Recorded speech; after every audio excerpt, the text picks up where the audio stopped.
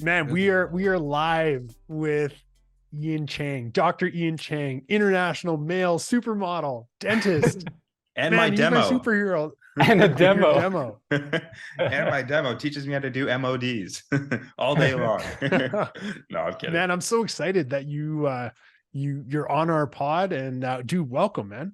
Thank you. It's an honor. Actually, I look at the like to prepare. I've been listening to all your podcasts, and I'm like, how are these guys interviewing me? Like, you're supposed to be running out of dentists because like you guys got like Bruce Freeman, you've got like Bite House, and you've got these all these top-notch people and researchers, and they've got Ian Chang who likes to go topless around the world. I'm like, oh, okay, cool.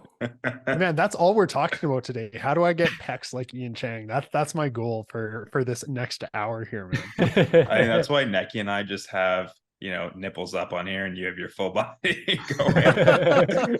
We're like, we wear we're like, black because it's slimming. yeah, That's right. exactly. Yeah. Yeah, you got to get those nips on. Yeah. Woo! Oh, That's yeah, the there it real. is. There. Yeah, they're It's already a Oh, shame man. it's the a real. podcast sometimes, you know? No, we got No video. kidding, man. Perfect. We should have Yeah. told you that first. No, that's wicked. Ian, I have to ask, everyone's wanting to know, how did you get into modeling? Just start from the beginning. I have so many questions. You're obviously a handsome dude, but like how does someone get into modeling? That's a question. If it wasn't for modeling, I wouldn't be a dentist. Let's make that connection right off the bat, and it's going to connect in a bit. So before there's pre-dentistry Ian and there's post-dentistry Ian. Before dentistry, I was a super shy bookworm nerd. I couldn't talk to anyone outside my family, never mind if they're female. It's even worse of a problem. So Neki, you're from the U of S as well, right? You graduated what, That's 7 right. before me? Yeah. That's right. And the MMI Yeah. process, the weight of the interview is so heavy in dentistry, and at that time it was very heavy in medicine as well, this multiple mini interview. And I thought that grades alone and knowing the right answers to interviews was all you needed to get into medicine or dentistry. So this is where having communication and personality is such an asset to becoming a professional, because I had none of that, absolutely none of it. And when I did my first round of applications to medicine and dentistry, I bombed the interview so bad. And how do you know you What bombed the happened, man? interview? What happened? Yeah. It's that I remember what's his name? Dr. Mallon from medicine. I remember one of the interview questions. Greg Mallon. Craig Mallon. And he asked Yeah, me, yeah, I mean, okay. he's a handsome dude on his own in medicine, but he's so intimidating when you're this second year undergrad. And he asked me, I remember the interview question burned in my memory because I will never forget. And he looked at me and said, what do you think is the definition of social accountability? I was like, oh my God, I don't know. And he's trying so hard to walk me through it. And he's got like these eyes and he's like, what does social mean? What is it? And I bombed because everything I was practicing up to then for all this MMI interview practice was, oh, if someone has a hypertension, if someone has 180 over 70, what do you do? If someone has a blood pressure of 200 over 80, what do you do? I could like regurgitate all the stuff that I practiced, but when it came to having an Yeah. opinion, when it came to connecting with someone on the other side of the table, I was done. And do you know how you know you're bad at the interview? Because at the end of the medicine interviews for the MMI, they send you a transcript of where you fell in the 10th percentile. And once you get to the bottom 30, they don't even tell you where in the bottom 30 you fall in. It just groups you in the Oh, bottom 30, and I fell in the bottom 30. oh, So I got rejected from dentistry and medicine, and I figured I can't. What's the fastest way I can learn to become comfortable with strangers and communicate in the shortest time possible? And this is going to become a trend for the rest of my life, is there's a problem, I got to fix it now. And at that same time, they're doing a model search in Regina, Saskatchewan. That's right. yeah. Regina has a model search. And it's a series of interviews, right? So if you do the interview and you pass, you go into the next round, like, oh my God, this is just interview practice for like outside medicine. So I applied to modeling, hoping to get the interview practice, and I got kicked out after round 2. So I can't even do that properly. Oh my gosh. But then the agent comes to me after round 2, is like, you're horrible at the photo shoots. You don't interview well. but we really like your runway walk. I'm like, oh, like you're an unusually tall Asian, and you've got the right walk. You have a natural runway walk. We want to hire you just for runway. And that's how it started. I did runway in Saskatchewan and Regina for a season, and they introduced me to a lot of people who were much more outgoing and got me out of my shell. And then when the next round of applications came for medicine dentistry, I was like a different person. And yeah, so dentistry accepted me, and U of S, and that's the rest is history, I guess. But Wait, why like you were living in Toronto, right? No, I was Saskatoon, right? So you're from Saskatoon? I'm from Like Regina. that's where you did. You're from oh, okay. Yeah, Out here yeah, this whole time, like, man, you went from Toronto to Regina. That's odd, yeah. eh? That's that Oh, would be okay, okay. He's yeah, looking yeah. in the wrong Kijiji radius for Yeah. casting. I was born and raised in Regina. I did my undergrad in physiology and pharmacology in Saskatoon at the U of S, and then I Mhm. did my 4 Yeah. years of dentistry at the U of S. Mm. And the only reason why I stuck with dentistry is because the people in the industry are just so passionate about what they do. And when you hang around people, like even if they pay you like peanuts, but their passion just oozes onto you, and you just want to be around these people all the time. And I just felt that. I felt like there was a family there, and I loved it. Like I'm a terrible model up to that point. Even up until I moved to Toronto, I'm just an awful model. I just have a good runway walk.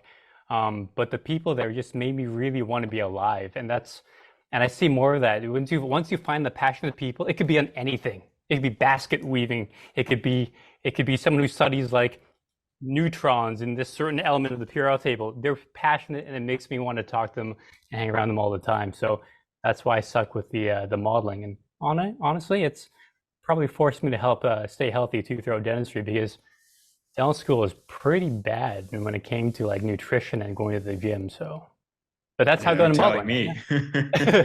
You're You're doing that telling me right now, I'm man. nipples up here. So we're A lot of nipple talk in this podcast. I love it.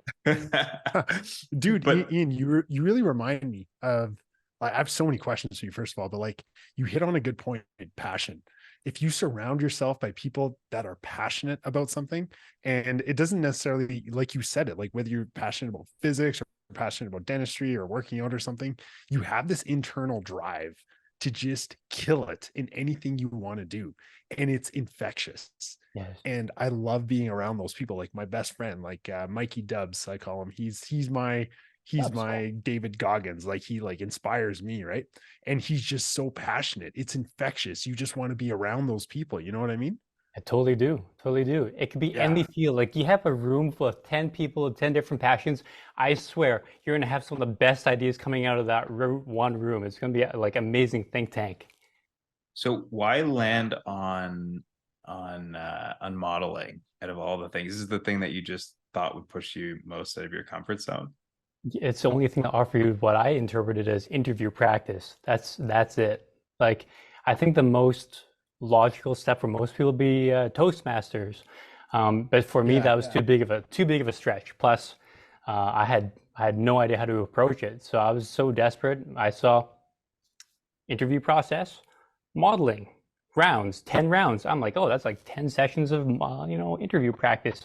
Never said I was smart, but that's what I saw. That's how it went in my brain, and that's how I went into it. So yeah. Man, that's incredible. Now, Ian, I have to ask you, man. I've always heard of this fairy tale of Ian Chang. You know what I mean? Like from like U of S dentistry and Ian Chang, a model and a dentist. Like, how does this guy do it? And I've always wanted to ask you, do you want to be known for being a model or being known for being a dentist? Like, who do you want Ian Chang to be? Man, I think is there a world where I get to be both at the same time? Neki, Oh, absolutely. do you remember and Akil, maybe you know of him too because he's pretty famous. He was a pianist that graduated around your time, Neki. Yeah, And he Thomas paired Yu. Thomas Yu. Thomas Yeah, Yu, man, every Asian mom wants their daughter to marry Thomas Yu. I know he's saying for Thomas. totally. And he's such Yeah. a friendly dude that Thomas is like the pianist, this wonderful concert pianist and a periodontist. I want to be like Yeah. Thomas Yu, except without the piano skills, and on a runway. I guess that's what I want to be. I can't be one without the other. It's Yeah. like And I mean, I could talk about this a long time because I've done the A/B testing, I've done the modeling full time for a bit, and I've done the dentistry full time. And I'm miserable either way, but once I found that balance between the two, it's as if everything clicked, and I'm like, I'm at my best self when I can do one, when you're doing both. when I'm doing both. Yeah. It's just weird, this weird symbiotic relationship.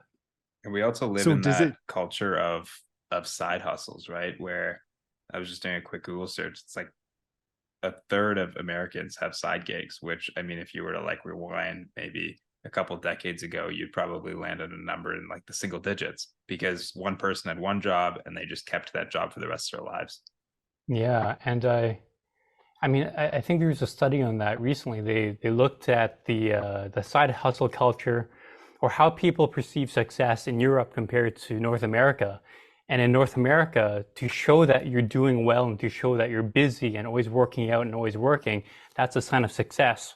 But when they interview the people in Europe, it's the people that could afford long vacations and work 5 to 6 hours a day and not have any side hustles. That was their idea of success. So how do you think that became a North American phenomenon where having these side hustles is a point of pride as opposed to a point of um, contention? That's a great question. We had a you know what I think it is? I think it's because I don't know about your history, and but like, I'm a first generation immigrant, so it was a kill. Or not first. My dad came here, so I'm first generation Canadian, and we're always taught, us being the brown boys here, and we're always taught, Neki, you got to work. You have to work 8 hours a day. That's not enough. You need another. Like you always have to be finding ways to be successful. And my dad drove that into my head. Akil, what about for you? I think it's part cultural where, hustle culture 100% exists. And I remember the first ever episode I had of any podcast, it was with this guy named Buck Parker. And Buck was this really well-renowned surgeon, but also YouTube personality. I don't know if he had a podcast or not, but he had such an incredible social media presence. And I just loved how he always spoke his mind. And during COVID, I think he said some things that were, in the eyes of his employer offside, that got him, suspended or terminated or whatever from his hospital job. And he went from a schedule of, when I first asked him to come on the first podcast, he went from a schedule of, yeah, let's do it, 3 weeks, 4 weeks out from now, to, dude, like, let's do it tomorrow. Like, I'm free. And it's because he had, in the background, he had this whole crypto business going. And so when he got let off from the hospital, he became just completely free. And, now hospitals, because he's way bigger on social media now, he kind of has the ability to choose where he wants to go. Hospitals are asking for him left, right, and center. And he's just like, I will never go back to medicine.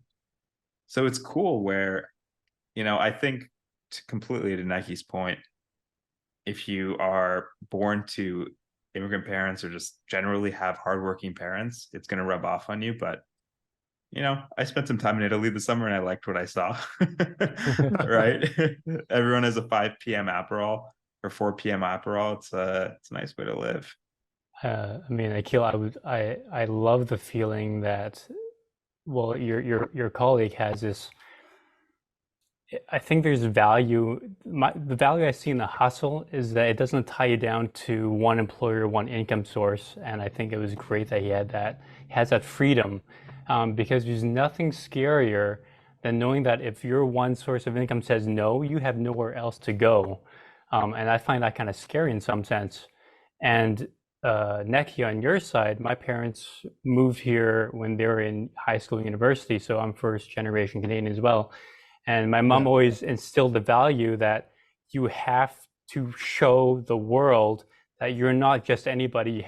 You have to really lay it down that it's almost like a proving ground. You have to show them beyond the expectation of every other Canadian that you are someone that's worthy, I guess, that you are worth something. And for some reason, there's this expectation, there's this albatross on your neck that you have to overachieve just to reach that same level of recognition of everyone else around you. And if you don't go above and beyond, even if you meet them at their level, you're still below that. And that's something that was always instilled in our family. Like you have to be the best and you have to work harder and essentially show them that you're not someone to be picked on, you're not someone to be bullied. Not a lot of minorities in Regina when I was growing up, and you had to show them, not just with the grades, but in every aspect of life, you had to just compete. So how do you, because you've taken that and you've taken it to the next level. And I think being a dentist is one thing, being a model is another, because you can't hide your fear when you're modeling. And what I mean by fear is I'm envisioning there's always a sense in your head of like, what do other people think of me? Or do I belong here? And how did you create the mindset of being so dominant? You know what I mean? Like yeah. owning the stage or owning whatever you're doing, whether you're in dentistry or whether you're modeling, having that mindset of saying, I'm the best, I deserve to be right here, right now.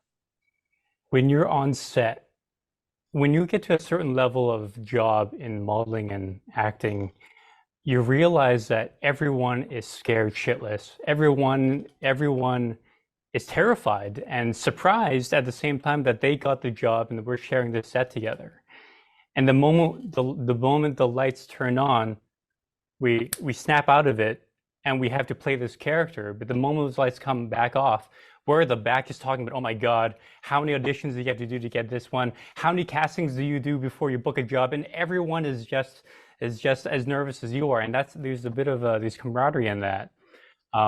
Same way when I'm at the school, every student is like, how am I gonna find MB2 on a root canal when I graduate? I can't even see an MB1 in school. How am I gonna do this border molding? No one's gonna do border molding. How am I gonna do this border molding when I'm out in private practice?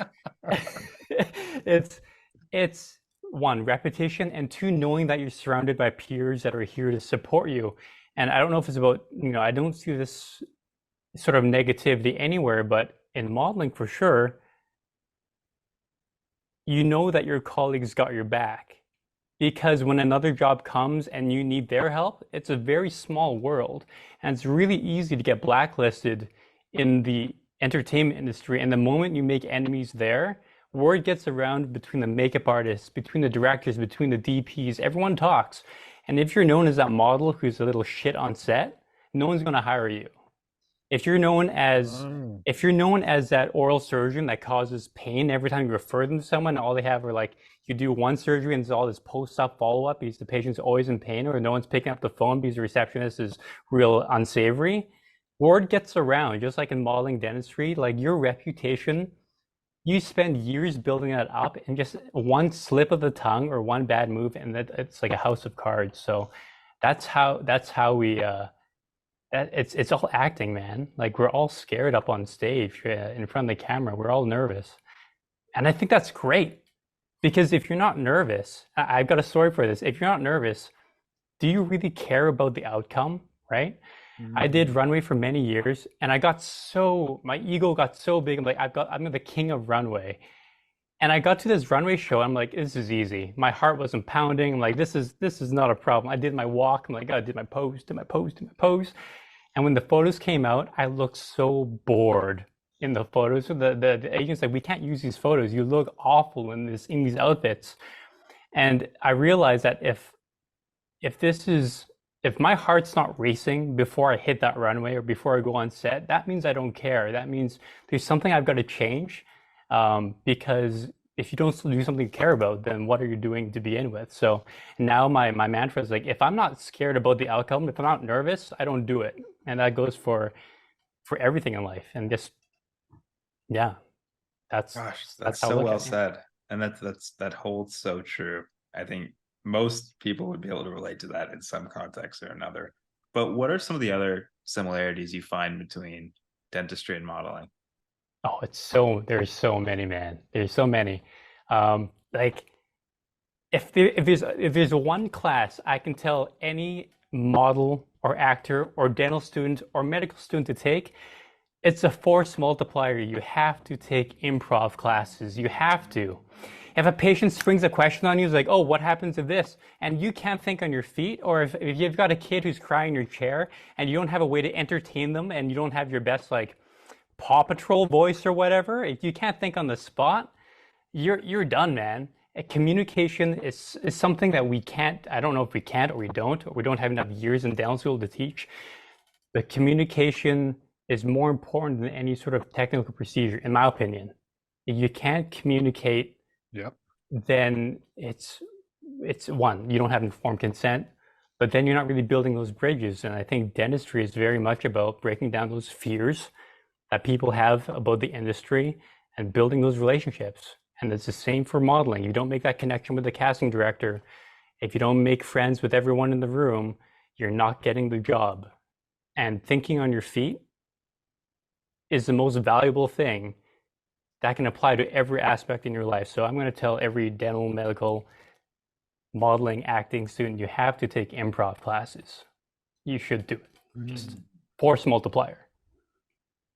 Wow. I think that's totally great. I was gonna say you have to learn to tell a story and you have to learn to communicate. And so I see exactly what you're saying, whether it's improv or you have the ability to tell a story, it's thinking on your feet. You're absolutely correct. But when you are a model, okay, and you're amongst other great looking people and you're searching for the same job, how does ego not get in there? And the reason I'm asking you this is because I physically struggle with this. Like when I go lecture, I'm like, man, my room has to be packed. I need to have 300 people seats and they have to be packed. Otherwise, I don't feel like it's success. And I judge the success based on my own ego. And that's what I'm getting at here is like, if your own ego's in the way, you can't do anything properly. How does ego affect you? And whether it's in medicine or whether it's in modeling or in dentistry, do you find ego gets in the way of what you want to do? Yeah, how does Ryan Holiday call it? Ego is the enemy. That's right. Yeah. Yeah. Ego. In my mind, I'm trying to differentiate the difference between ego and confidence. It's difficult.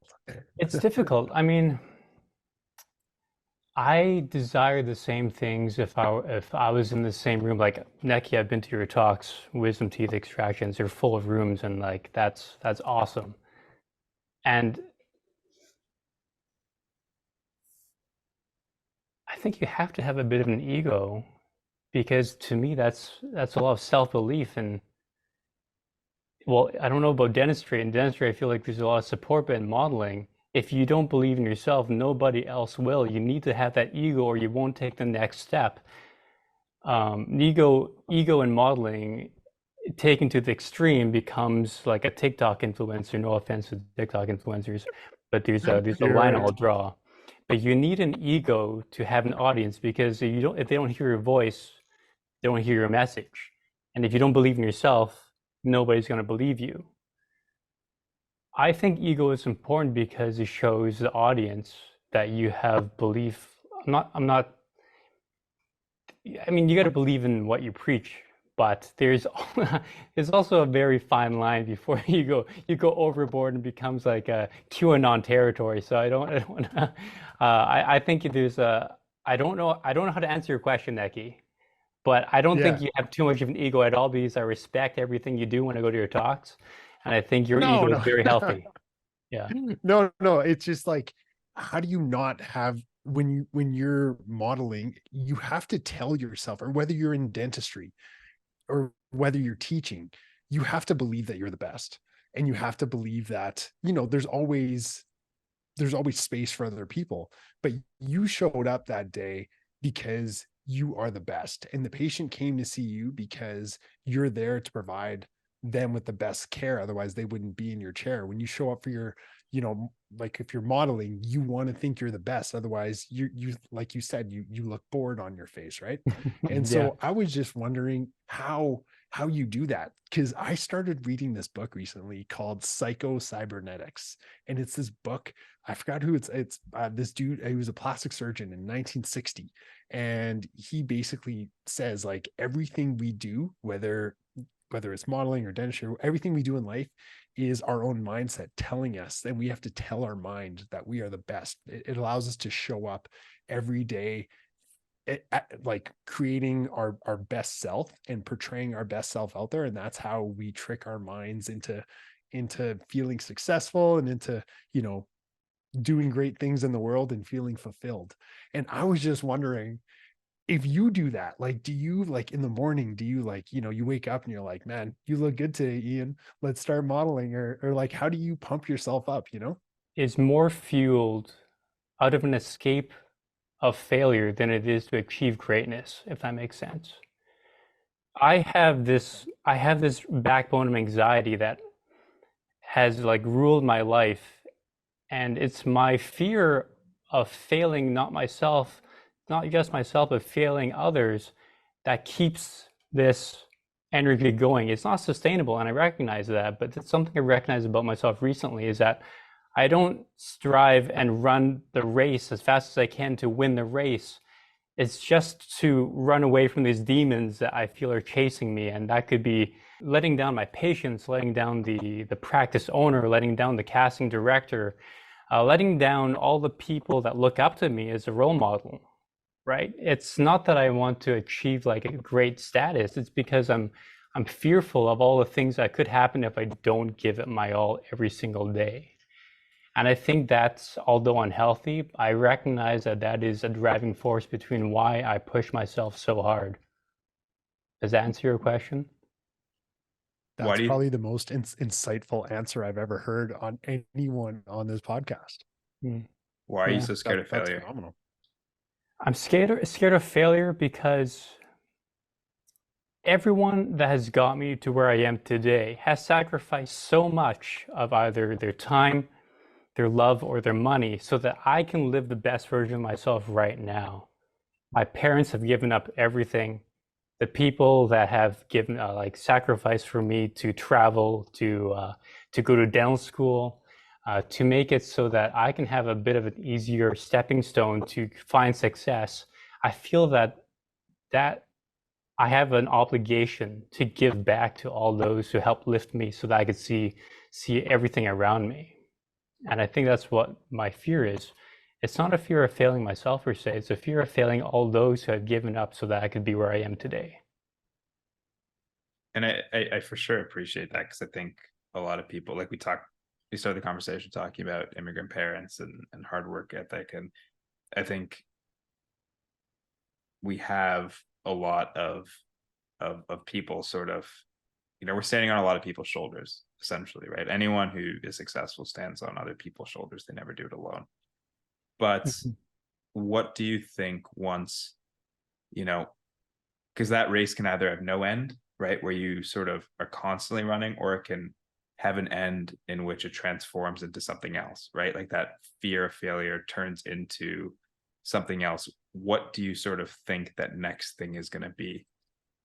Is it going to be proving yourself right, maybe? The question is, what does that look like?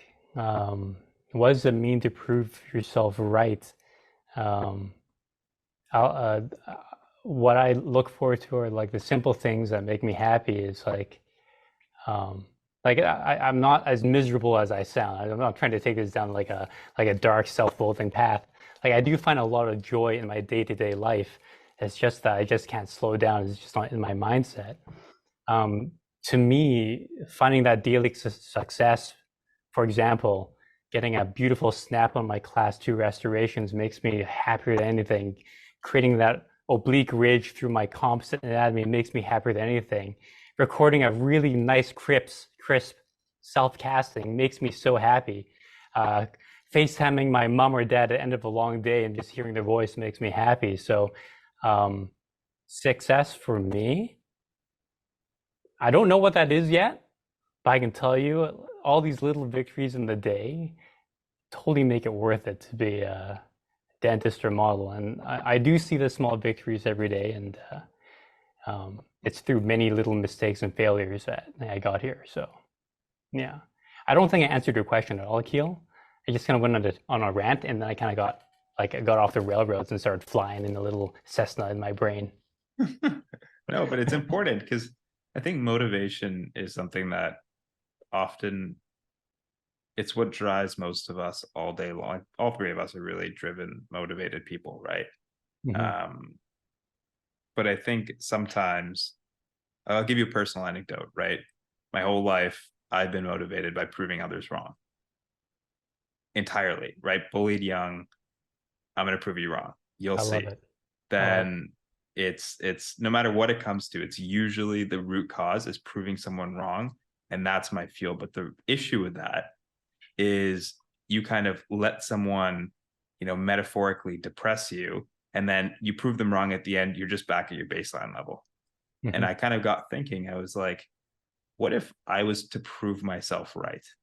Because then you start off at that baseline and imagine the growth that would come from that, of proving yourself right, because your end state is so much higher than your beginning state. And it matters because the people you prove wrong a lot of the time are never going to be at the finish line there being like, God damn, I shouldn't have doubted him. Or I shouldn't have said that. Or I shouldn't have, done that. But if you prove yourself right, that's something you could hang on to forever. Mhm. So I think that's why it's really important to at least myself, where I find I learn where my motivation comes from, because then you can harness it properly.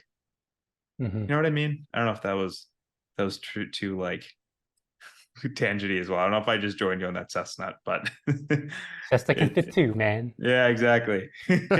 I think that's important, that identifying the reasons for what we do is so valuable, and I maybe I'm still looking for that. Maybe I'm still looking for doing something for the sake of myself as opposed to having something related to an external or third party, because your happiness can't be ever dependent on someone else. You have to rely on yourself for your fulfillment, and that should never be fallen like a relationship. It shouldn't be dependent. Your happiness should never be dependent on the other person being there.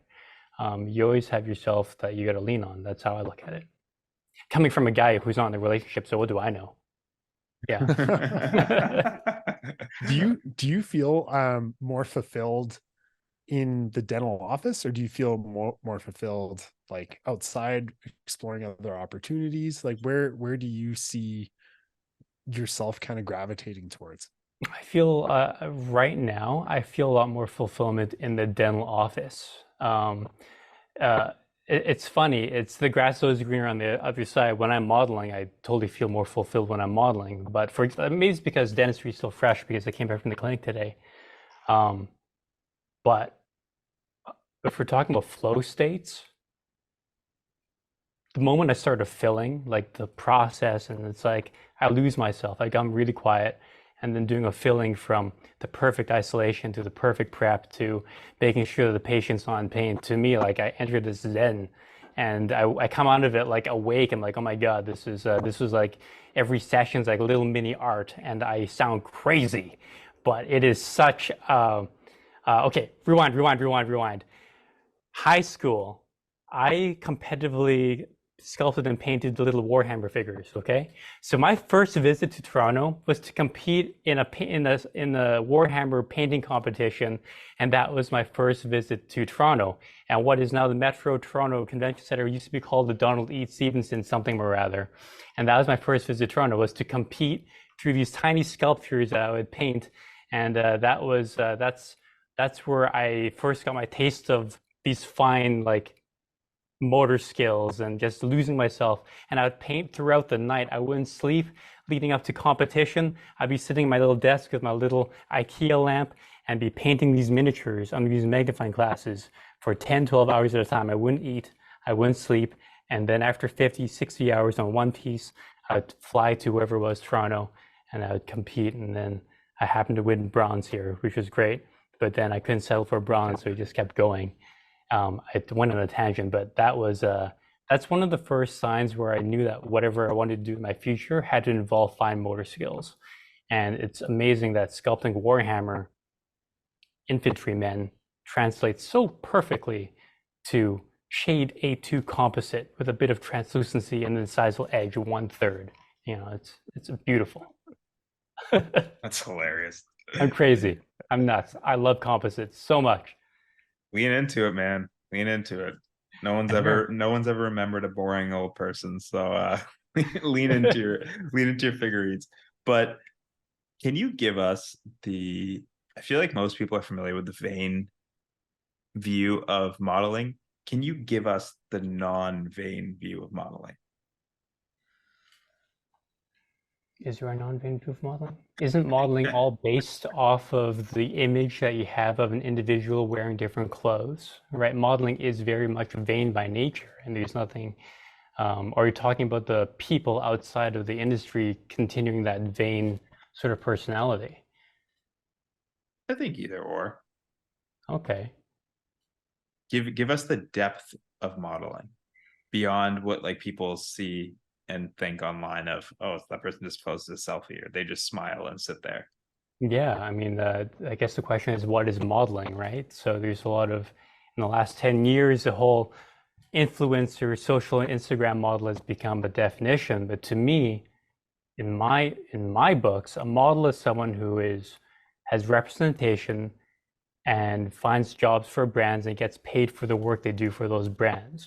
You can call yourself a model if you're, taking selfies on Instagram or TikTok or whatnot. I think the idea where a vain model came from was back in the 80s and 90s. That's where the first idea of a supermodel came. So you had Naomi Campbell, you've got Twiggy and all these.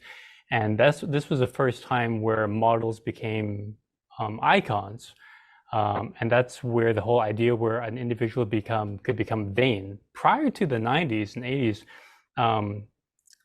before the whole Kate Moss era, models were the people who would like stand there and people would paint and they'd become part of brands, but they never became supermodels. It's only once the advent of video and music videos came out that we as a people gave them permission to become vain because we idolized them to that point. To the same idea of before, back in the, I don't know, 1910s, 1920s, actors weren't really known as being these celebrities. It's only when we catapulted them and we started marketing them as these people to see and people to aspire to that they became celebrities. So to answer your question, I think the models who are this whole idea of vanity came as a result of 90s propaganda, and we just as a society held these models to a high value back in the day, and that's kind of continued up until now. I truly feel that when it comes to like social media, if they didn't have that attention, and if we weren't throwing money at these people for being the personalities that they are on camera, that whole idea of them being vain would probably die off very quickly. So, yeah. That's a good point. Do you feel like you're in the perfect position because you have access to all these people in the industry and you are a perfectionist? I can tell already, like just meeting you, that you are the perfectionist that is the perfect dentist, you know what I mean, that wants to build on the skills to create perfect smiles, to open up their own cosmetic studio, to do dentistry and give the perfect smiles for all these models and everyone in the entertainment industry. Do you see yourself going down that path? I've thought about this a lot.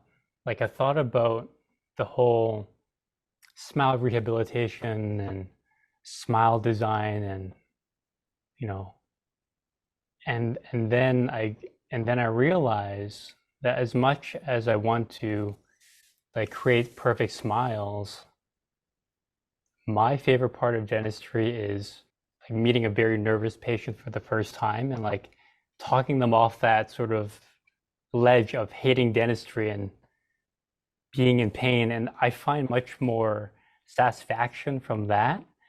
Don't get me wrong, I love like a full 28 case crown veneer case, but to have a patient trust you and go from a position of absolute fear of I hate going to the dentist to I'll come if it's you.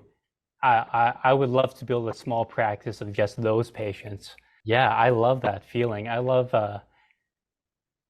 overcoming fear together. It's so satisfying. Yeah. and I can't put it into words. Into to have someone trust you with their mouth and that sort of like and with their fears, and then walking through that together is I can't put into words that I would love to build like a small to moderate practice of just those patients who come and fully trust in your abilities and come there just for you and your small team. I'd be happy with that. Perfect smiles we can do on the weekends, but Monday to Friday, let's Yeah. overcome that fear of dentistry. I 110% agree. My entire practice is based around fear, and I get the most satisfaction out of that. That's why I like to take out teeth, and that's why I build my practice around it. Is you tend, as you tend to see the most amount of oral health, neglect in people that are so nervous and so scared, and it's an ongoing cycle that they put off their toothaches, the teeth get worse, and it gets, it's a downhill cycle. And so when you get those patients in, you feel so great getting people, like, it's so much satisfaction working with someone and getting over their fear. And I I totally hear exactly what you're saying. Mhm. And that actually surprises me, because I thought you would be, because you have such an opportunity. It's like you've the world has come together, the universe has come together to bring these two worlds of cosmetic dentistry and Yeah. modeling together. I thought it would just be common sense that we would see Chang taking over Toronto cosmetics. And so I really respect what you're saying, Ian. Yeah, it's one of the most common things that happens on a modeling or acting set is at the lunch break, everyone sits around and starts asking me all these dentistry questions and about cleanings and about root canals. That's that's honestly one of my favorite parts. It's like, okay, guys, free consults, all spec exams waived. What's your questions? And everybody has an experience with their teeth or a toothache with their dentist, and they just want to be able to talk about it without feeling judged. Yeah. That's one of the things that we can offer. Yeah. That's so Do you interesting. get This a is lot of like, patients from your industry, like, still coming to Yeah. see you because Yeah, of there that? are quite Yeah. a few. Yeah, there are quite a few. Yeah. this Yeah. is like your Buck Parker moment where Nike said you have this perfect opportunity laid out for you, but because you don't really need to, you don't have to, right? And you can kind of Yeah. choose what you want. That way The you freedom. sort of, see the opportunity and shoot. You can kind of just do what you want. You Do want to what you want. model, one or 2 days a week, and then come, you know, teach my shaky hands another day a week, and then and then do your own thing a couple days It's a week. You can. That's what I love about like Akil. When I see you and some of your colleagues on those Fridays at Clinic 7, you can always sense the people who have that passion, who have that interest beyond of just showing up to work. Like you show up and you're ready to make the patient comfortable. You're there, you prepare for your patients, you ask good questions, and you have that sort of like interest in your eye, and we instructors can see it and we make note of it. And I just wish every student was as invested, as interested as you were, as you are. And I feel it's more of a minority in the students that truly like have this crazy passion for teeth and dentistry. I know it's crazy, but um, I wish we saw more of it. You know? Yeah. Yeah, I think the demographic of dentistry, like it always has, is changing quite a lot, right? Mhm. Just in terms of why people are doing it, what their interests are. It seems like nowadays you get a lot more people that it's almost daily where I talk to someone who's either going into dentistry or is in dentistry or just freshly minted out of school, whose sole reason of going into dentistry is a good work-life balance. And All the time. I feel like it's a tough life for a good work-life balance, right? Because like I Mhm. just got off the phone with a client of ours that's like, I'm tied to these two hands, right? It's kind of like, and he's right. He's 100% right. Where it's like, I came from the finance world. If you want a 9 to 5 cushy job where no one's going to bug you after 5, no one's going to bug you before 9, and you know, you kind of have more ways to leverage your time and to make more money. That's a way better work-life balance than, you know, being in an actual clinic and seeing patients, because that's hard to leverage. It is, yeah, yeah. I would love to be a venture capitalist, but didn't quite work out. Yeah. Well, that's a whole other that's a whole myriad of issues as well there. Yeah, But that's fair. That's fair. Hey Ian, can you tell me what a typical week in your life looks like? Oh yeah, I'd love to. So I work dentistry like regularly scheduled 6 days a week. So I've got 5 days of private practice. Okay, so I've got every day except for Fridays and Mondays, because Fridays I'm at the U of T, helping as an instructor in undergrad prostho. Been all the other days of the week, 5 days a week. So Saturdays, Sundays, work at the clinic 9 to 5. Usually, even on weekends, you get some emails from casting directors from your agency saying, okay, we've got this breakdown, you got to submit it by 24 hours or 48 hours. So we already have the clinic from 9 to 5, Wednesday, Thursday, it's 9 to 8, Tuesday, it's 9 to 4. And the Monday is my only reliable free day. And usually I get home in the evening, set up the cameras, turn on the lights, read the script real quick, the breakdowns, what do I have to do, film it, edit it, and try to submit it by 10 p.m. because I want to be in bed by 10:30 ideally. Usually wake up at 5:30 in the morning, go to the gym, and then get the day started like that. Have one cup of coffee, and that's typically my week. When I do book a job, I ask my agents to try to give me at least 1 week so that if I need to cancel a day of patients or move some patients around, I can do that. So if I'm doing a photo shoot for like Walmart or Lululemon, no, not Lululemon, they would fly you out. If it's Walmart or a commercial in town, it'd be 9 in the morning, maybe 8:30 for hair and makeup, go to the shoot, do the filming, usually wrapped by 3 or 4 p.m. If it's a Wednesday or Thursday, I'll go back to the clinic, see some patients for 3 hours, and then go back home after that to record some self-castings or whatnot. Or if it's a slow week and I don't have self-castings, I'll vegetate in front of YouTube and watch some videos and then fall asleep on the couch and then wake back up at 5:30. Wow. You're literally working 7 days a week. Yep. I didn't say it's sustainable, but that's what I'm doing right now. you actually explicitly said it's not sustainable. Yeah, So yeah. At least you're honest. Yeah. I don't recommend how anyone. many self castings would you do a week, like on average? Probably one to three. Yeah, some of them are for Really? Toronto, some are for New York. It gets a bit tougher for New York because sometimes there's New York callbacks. I have to be there in person. So I tell them, okay, if I have a certain number for the job that I'm willing to take, if you want me to fly to New York for a callback. And the nice thing about Toronto is that the first flight that leaves from LaGuardia to LaGuardia is I think 6:40 in the morning.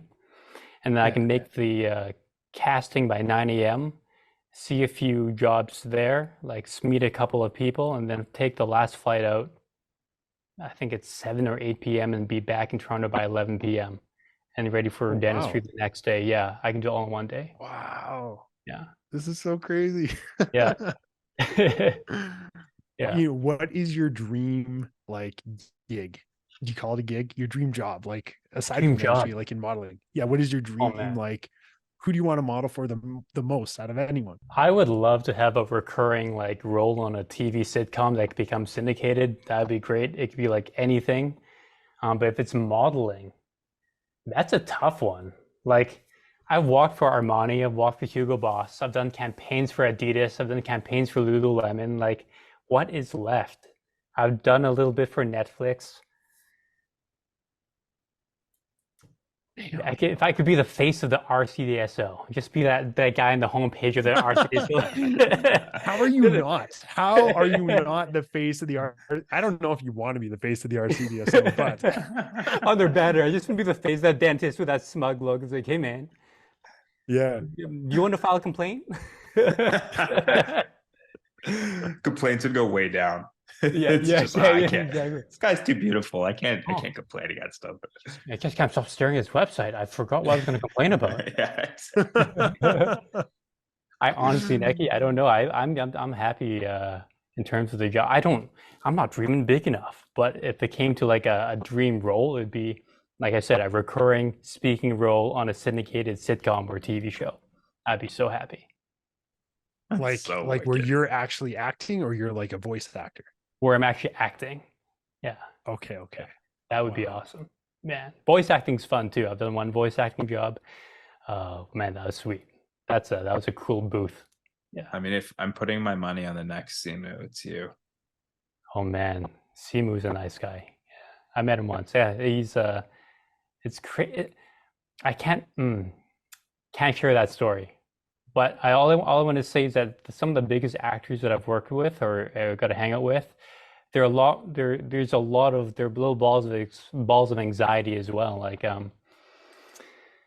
yeah, it's the same thing you see maybe on my Instagram on me. Like there's this confidence that you see on my Instagram, but in real life, I have all these insecurities that I'm happy to talk about, and that goes for the big names as well that I've worked with, and they're all nervous about looking for that next job, for that next paycheck as well, and there's all this imposter syndrome in that industry as well because there's always a bigger fish out there, yeah, we see everyone's highlight reel, but there's a lot going on under the surface. And the Do you public don't find you care. use that though? In like the back of your head, do you use that like, hey, if this doesn't work out, I have dentistry. And it's always like your fallback, like, if I don't get this, it's like a self-protection mechanism. Oh, Do of you use that? course. Oh, it's Yeah. saved my butt so many times. Like you can dig this yourself in this hole. Like, oh, if I don't get this job, I've got dentistry. But in a more cynical sense, I guess, when I was overseas modeling in Singapore and Hong Kong, sometimes like if I really needed the money, some people will be offering you like these really sketchy jobs, and if you really needed a paycheck and you're gonna take that money, like, man, I'm okay, man. I don't need to follow you down our dark alleyway for $200. I've got dentistry in case things don't work out. But a lot of models, especially the young ones, don't have that option. And the dangers of modeling in some of the less savory environments, there is some truth to that. So dentistry has given me that freedom to say no to a lot of things that other people don't have the opportunity to. So, and yeah, absolutely. Dentistry, I can be like, no, I don't need to do that job because I have dignity, and also I have dentistry to save my butt financially. So yeah, absolutely. Oh man, Ian, this is wicked, man. I love, I got a side gig of teaching, you got a side gig of modeling, and you do it much better than I ever could. So I have a lot of respect for you, man. You're a bright face in dentistry, man. This is exciting. It's so funny because I was talking to a fourth year dental student last year, and Akil and I were talking. We're like, hey, we're gonna start a podcast. And the first thing she said, oh man, you should get this instructor from U of T. He's a model. Yeah, Dr. Chang. And I'm like, yeah, we'll have to get Dr. Chang on the show for sure, man. And finally it happened. It finally Oh, happened. Dude, I'm thank you honored. so much for coming on the show. Thank you so much for even considering having me on. It's an honor, and I can't say thank you enough. Thank you. I had Yeah, fun man, recording. it's wicked. Next time when I'm in Toronto, I'm gonna hit you up for a drink or for some dinner for sure. And Drinking I'd love steaks. to hear more stories, man. We have got endless evenings of stories. Thank you again.